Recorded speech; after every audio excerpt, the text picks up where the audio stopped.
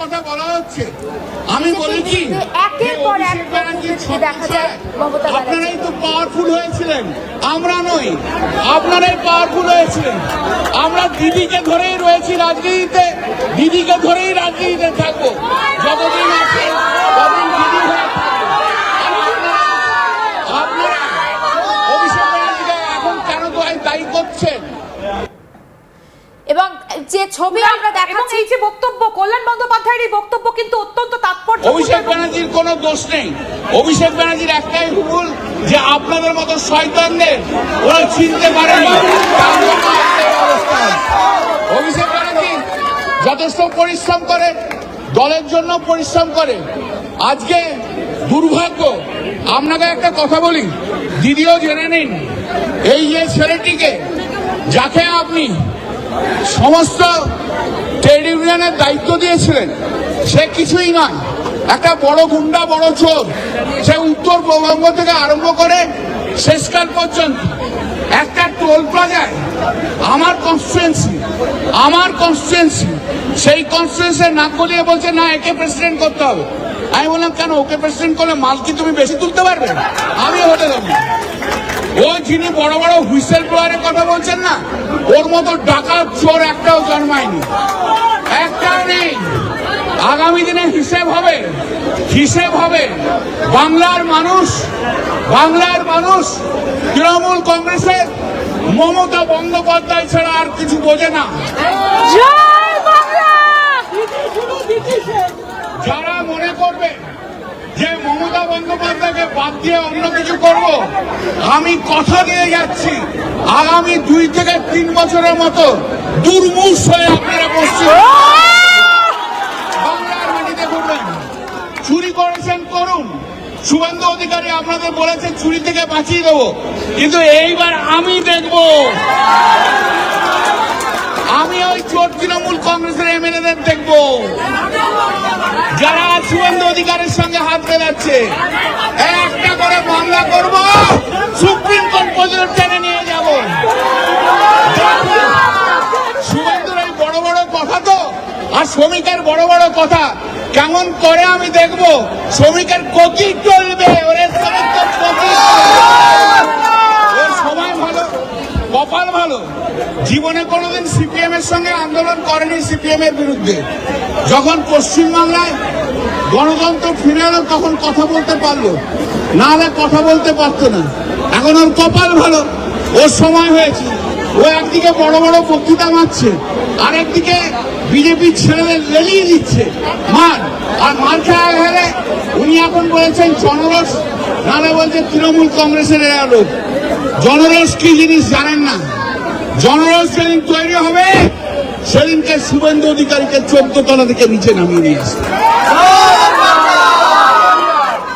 শ্রমিক ভোটারের বিরুদ্ধে দেখো অনেক বক্তা আছে, আমি শুধু একটা কথা বলে শেষ করবো। যারা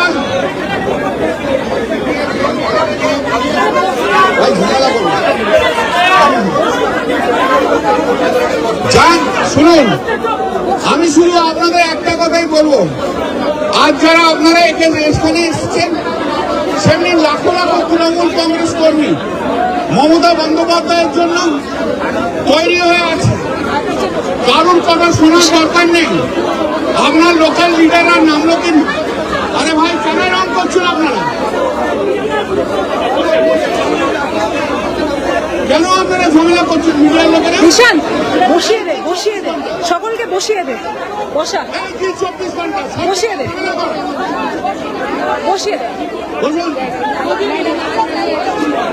বেশ চলছিল মিটিংটা, এই 24 ঘন্টা এসে নষ্ট করে দিল। বলুন, আমি আপনাদের মাধ্যমে এখানে ভাই একটু বলতে দিন না, আর 3 মিনিট বলবো।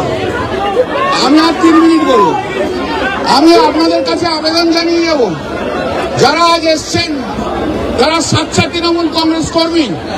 মমতা দেখে আপনারা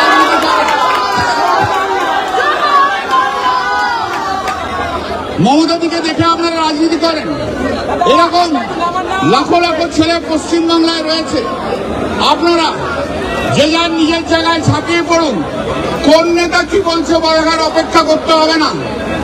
আর যদি কাউকে ফলস ক্রিমিনাল কেস দেয়, ওখানে লোকাল লেভেলে রেখে হাইকোর্টে এলে আপনি আসবেন, আমি রয়েছি। আর একটা জিনিস জানেন তো, যেটা হয়েছে, সব গরিব তৃণমূলরা আমার কাছে আসছে, আর যারা দেখছেন এদিক থেকে ওদিক যাচ্ছে ওরা হচ্ছে বড় লোক তৃণমূল। সেই বড় লোক তৃণমূলরা অন্য জায়গায় যাচ্ছে। তো যাই, আমি রয়েছি, দিদি রয়েছে, আমরা রয়েছি। আর মমতা বন্দ্যোপাধ্যায়ের নেতৃত্বে আগামী 1 বছরের মধ্যে পশ্চিমবাংলায় যে ঝড় উঠবে,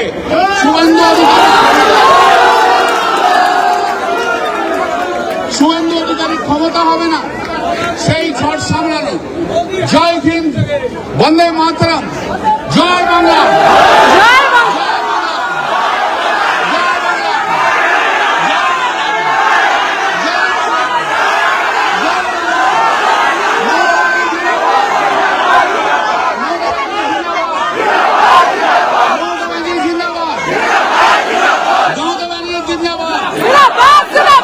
बंगाल का नेत्री कैसी है?